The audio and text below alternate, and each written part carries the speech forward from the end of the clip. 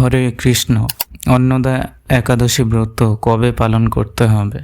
29শে August বৃহস্পতিবার নাকি 30শে August শুক্রবার? একাদশী ব্রতের দিন কি কি করবেন, কখন পালন করবেন এবং একাদশীর আগের ও পরের দিন কি কি খাবেন? এখন আমরা অন্নদা একাদশী ব্রত মাহাত্ম্য কথা আলোচনা করছি। এই ভাদ্রবতী কৃষ্ণপক্ষিয়া অন্নদা একাদশীর মাহাত্ম্য ব্রহ্মবৈবর্ত পুরাণে বর্ণনা করা হয়েছে।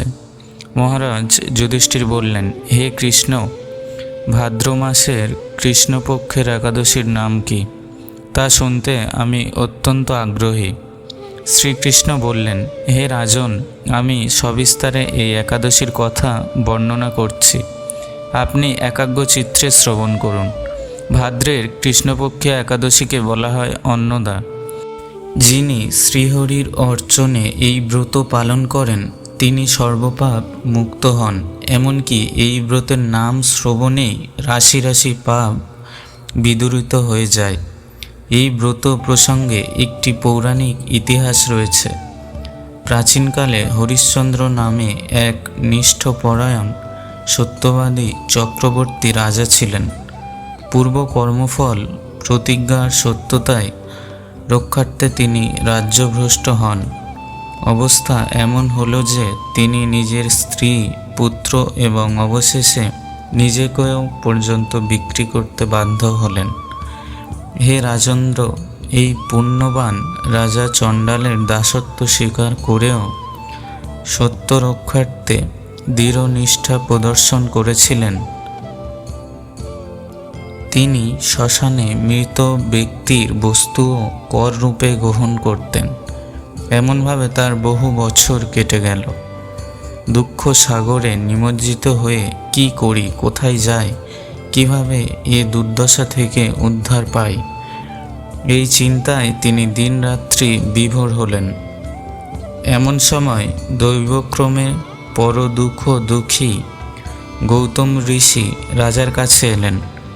রাজা মুনিকে দর্শন করে ভক্তি ভরে প্রণাম করলেন। করজোড়ে তার সামনে দাঁড়িয়ে এসে একে একে নিজের সমস্ত কথা জানালেন।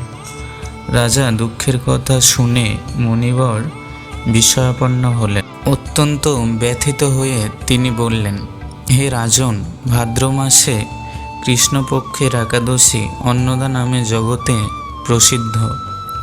আপনি এই ব্রত পালন করুন। এই ব্রত প্রভাবে আপনার সমস্ত পাপের বিনাশ হবে। আপনার ভাগ্যবশত আগামী 7 দিন পরেই এই তিথির আবির্ভাব হবে। ওই দিন উপবাস থেকে রাত্রি জাগরণ করবেন। এইভাবে ব্রত উদযাপনে আপনার সমস্ত পাপ ক্ষয় হবে। হে রাজন, আপনার পুণ্য প্রভাবে আমি এখানে এসেছি, জানাবেন। এই কথা বলে গৌতম মুনি অন্তর্হিত হলেন।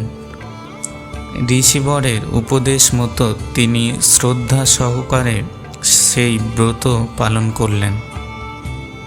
তার ফলে তার সমস্ত পাপ দূর হল। হে মহারাজ, এই ব্রতের প্রভাব শ্রবণ করুন। যথাবিধি এই ব্রত পালনে বহু বছরের দুঃখ ভোগের অবসান হয়। ব্রতের প্রভাবে রাজা হরিশ্চন্দ্র দুঃখ সমাপ্ত হল। পুনরায় তিনি স্ত্রীকে ফিরে পেলেন এবং তার মৃত পুত্র জীবিত হল। আকাশ থেকে দেবগণ দ্বন্দ্ববিবাদ্য ও স্পুষ্প বর্ষণ করতে লাগলেন। নিষ্কণ্টক রাজ্য সুখ ভোগ করে অবশেষে আত্মীয় স্বজন ও নগরবাসী সহ স্বর্গে গমন করলেন। হে মানুষ, নিষ্ঠা সহকারে এই ব্রত পালন করেন। তিনি শ্রীহরি চরণে ভক্তি লাভ করে অবশেষে দিব্য ধামে গমন করেন। এই ব্রতের মাহাত্ম্য পাঠ ও শ্রবণে অশ্বমেধ যজ্ঞের লাভ ফল হয়। হরে কৃষ্ণ। এতক্ষণে আমরা একাদশী ব্রত মাহাত্ম্য কথা শ্রবণ করলাম। এই অন্নদা একাদশী ব্রত কিভাবে সহজে পালন করবেন? যারা আমিষ খান তারা একাদশী ব্রতের আগের ও পরের দিন অবশ্যই নিরামিষ খাবেন। টোটাল 3 দিন, একাদশীর আগে, একাদশী ব্রতের দিন ও একাদশীর পরের দিন। একাদশীর দিন আপনারা অনুকল্প প্রসাদ পেতে পারেন, যেমন সাবুর খিচুড়ি। এটি রন্ধন করতে হবে অবশ্যই সানফ্লাওয়ার তেলে, এবং পরের দিন পালন করতে হবে সকাল 7:15 থেকে 9:30 মধ্যে।